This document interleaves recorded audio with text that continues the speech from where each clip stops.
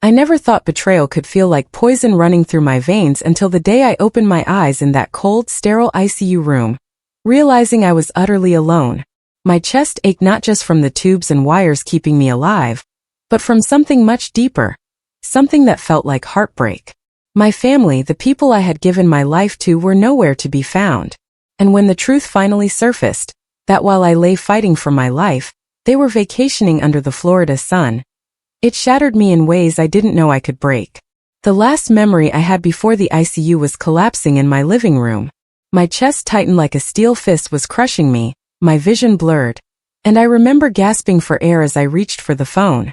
The paramedics rushed me in, and after that, nothing. Just darkness. I had no control, no say in what happened. When I woke up, the machines beeped around me like a cruel reminder that I was hanging by a thread. But what cut the deepest wasn't the tubes in my arms, it was the silence. No warm hand holding mine. No familiar face whispering, "You're going to be okay." The first nurse who checked on me gave me a polite smile, but I could see it in her eyes, pity. "Your family hasn't been by yet," she said softly, almost as if she didn't want to be the one to tell me. My lips trembled as I tried to speak, the words sticking in my throat like glass shards. Not been by yet. Not even once. I thought maybe she was wrong, maybe she confused me with another patient. Surely my children wouldn't abandon me here. Surely my husband would never. But then the hours stretched into days, and the truth became harder to deny. When I finally managed to borrow the nurse's phone and dial my daughter's number, she picked up on the third ring, her voice high-pitched and distracted. "Mom! Oh, thank God you're okay. Listen, we're in Orlando right now. The kids have been begging to see Disney World, and well, you were stable, so we thought it would be fine to go." I nearly dropped the phone. My heart pounded so hard the machine screamed alarms beside me. I croaked, "You left me here?" While I was in the ICU. There was a pause, long and heavy, before she whispered, "Mom, don't make this harder than it is. We needed a break. And besides, Dad said you'd want us to enjoy ourselves." Then the line went dead. I remember staring at the ceiling, trying to process the cruelty of it. Was this the same family I had given everything to? The same children I had raised, clothed, and fed, even when I had nothing for myself. I had spent decades sacrificing for them. And now, when I needed them most, they were riding roller coasters and taking selfies in front of castles. The days blurred together in that ICU. Nurses became my only companions. One in particular, a young woman named Clara, noticed how quiet I was and how I avoided eating. One night, she sat at my bedside and whispered, "I shouldn't say this, but I've seen families abandon people before. It's heartbreaking. But you don't deserve this." Her words struck me like lightning. It wasn't just my imagination. My family really had abandoned me. I tried to stay strong, but then came the first twist. Something that made my fragile heart shatter even more. Clara showed me a social media post. My daughter had uploaded pictures of the family at the beach, cocktails in their hands, laughing under the sun. The caption read, "Best family vacation ever. No stress, no worries, just love and fun." No stress. No worries. Just love. And I, their mother, lay in a hospital bed fighting for air while they toasted margaritas without a thought. Something inside me hardened that night. I stared at the ceiling and made a silent promise. If I survived this, I would never be the same. I would not let them use me, discard me, and walk away unpunished. But as the days passed, something unexpected happened. My condition began to improve slowly against all odds. The doctors called it a miracle. And yet, with every step toward recovery, my rage grew. I knew a confrontation was coming. But what I didn't know was that when my family finally returned from their vacation, it wouldn't just be betrayal I'd have to face. It would be a revelation so dark it would change everything I thought I knew about them. Because the moment they walked into my hospital room, I overheard something I was never meant to hear. The door creaked open and I froze. My daughter's laughter drifted in first, followed by the deep voice of my husband. They didn't know I was awake. My eyes were closed, but my ears were sharp, and the words that followed burned into my soul. "She doesn't even know yet," my husband whispered. "And we can't tell her, not now. If she finds out, everything will explode." My daughter's voice trembled, though she tried to keep it low. "But Dad, what if the hospital bills come? What if she figures out that the insurance money?" Sure, he cut her off sharply. Keep your voice down. We'll handle it when the time comes. Right now, all she needs to believe is that we love her, that we were just busy. My heart stopped. Insurance money? What were they hiding from me? I kept my breathing slow, pretending to sleep, but inside my mind was racing. Had they done something with my health insurance? Something that explained why they were so quick to leave me behind? When I finally blinked my eyes open, they acted like nothing was wrong. My daughter rushed to my side, plastering on a fake smile. Mom, we're back. We missed you so much. She kissed my forehead, her perfume strong and suffocating. My husband stood in the corner, avoiding my eyes. I wanted to scream at them, demand answers, but my body was still weak. I needed time. So instead I whispered, I'm glad you came. The lie nearly choked me. That night, when the room was quiet again, I couldn't sleep. The words echoed in my head. Insurance. Secrets. Lies. And beneath it all, an even deeper truth, that the people I trusted most were not who I thought they were. The next day, Clara brought me my chart to review. She leaned in, her voice hushed. I don't mean to alarm you, but your insurance isn't covering this stay the way it should. Someone changed your file. Do you know who could have done that? My blood ran cold. Changed my file? Only my family had access to those details. I shook my head slowly, but inside I knew. My husband had always handled the paperwork, the insurance, the finances. What had he done?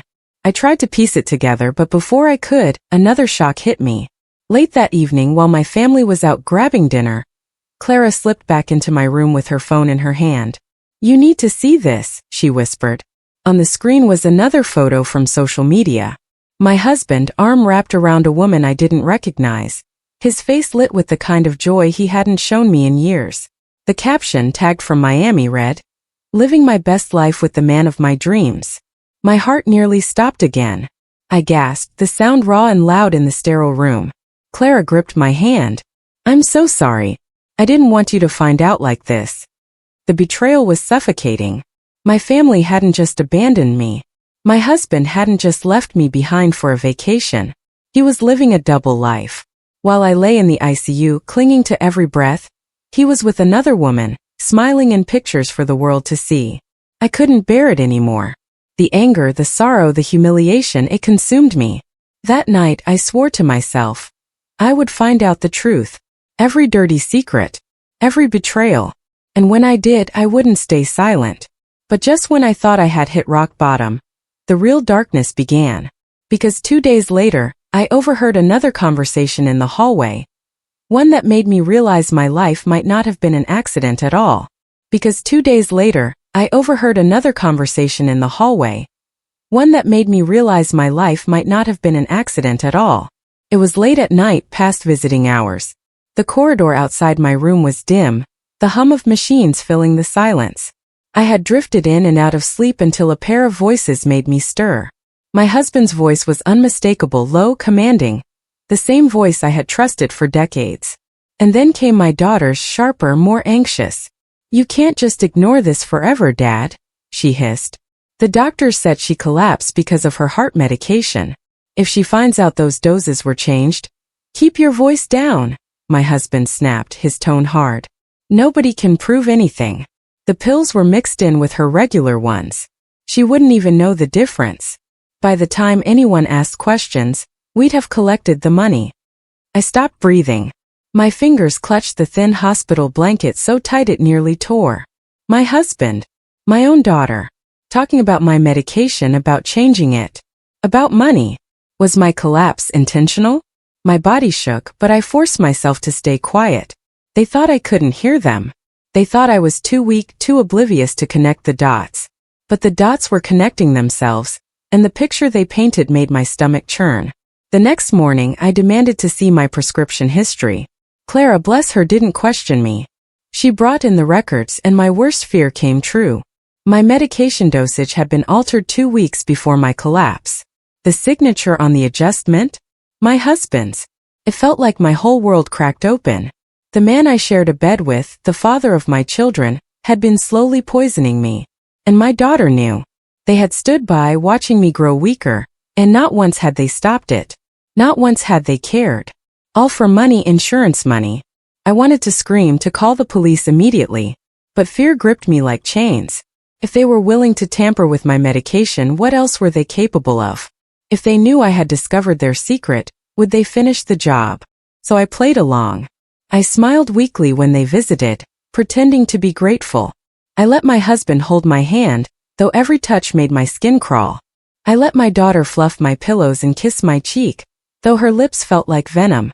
I acted like the broken, oblivious woman they wanted me to be. But inside I was plotting. I told Clara everything. Her face went pale, her hands trembling as she clutched the chart. "This is dangerous," she whispered. "You need to tell the authorities." "I will," I said, my voice steady despite the storm inside me. "But not yet. I want them to believe I don't know. I need them to think I'm still their pawn.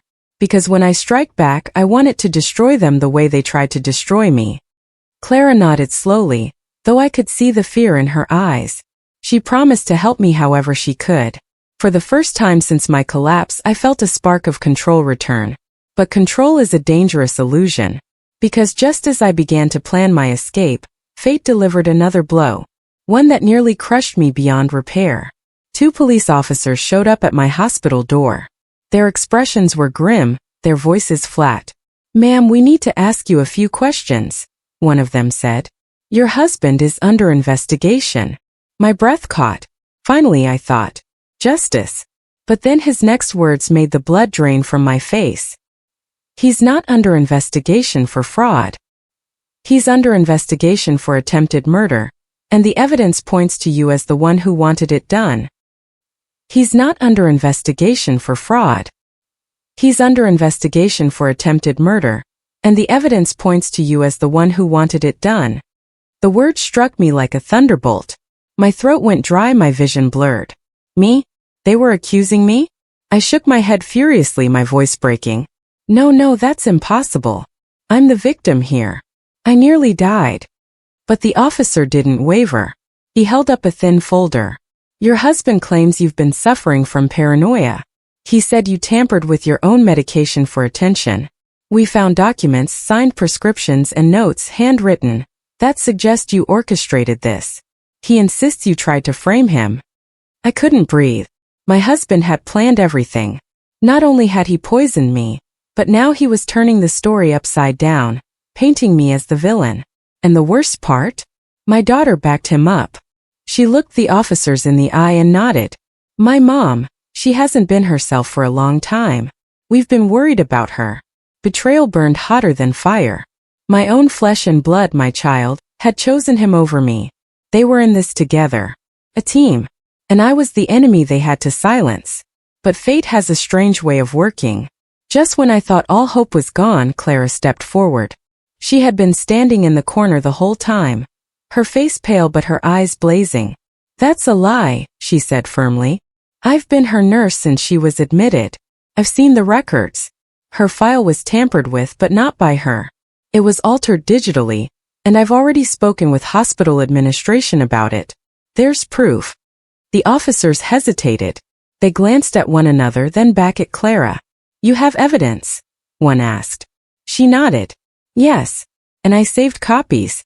If you look deeper, you'll see who accessed her files." My heart pounded. For the first time, I saw a flicker of doubt cross their faces. My husband's perfect mask began to crack. His jaw tightened, his eyes narrowed, and for just a second, I saw the monster beneath the charming facade. But that wasn't the end. Days later, after an internal audit, the truth came spilling out like poison from a broken bottle. Hospital records showed my husband had logged in multiple times to my file. They uncovered altered dosages, false insurance claims, and even forged documents with my signature. The nail in his coffin was the discovery of emails between him and his mistress, discussing the payout once I was gone. The police came back. This time they didn't question me. They arrested him. My daughter cried as they led him away, but I couldn't even look at her. She had chosen her side long ago. When the trial began, the betrayal played out in public for everyone to see. My husband's mistress testified against him, desperate to save herself. My daughter tried to claim she had been manipulated, but the jury wasn't convinced. In the end, he was sentenced to years in prison. And my daughter? She walked free, but she was dead to me. When I finally left the hospital, the Florida sun hit my skin like a cruel reminder of all I had endured. I returned to an empty home, stripped of warmth, stripped of family. For weeks I wept. Not for my husband. His absence was a blessing, but for the daughter I had lost long before I realized it. But here's the truth I carry now. Survival is its own kind of revenge. They tried to erase me, silence me, destroy me for money. And yet here I am, alive, breathing, telling my story. I may have walked out of that hospital with scars both inside and out, but I also walked out with something stronger. A vow. Never again would I give my trust so freely. Never again would I allow my love to blind me to the truth. And if there's one lesson I want anyone listening to remember, it's this. Sometimes the people you think will protect you are the ones who will bury the knife deepest in your back. But even in the darkest betrayal, you can rise. You can reclaim your life. I was abandoned in the ICU while my family vacationed. I was framed, betrayed, and nearly erased. But when they returned, they didn't just lose me, they lost the right to ever call me family again. And that is my true story.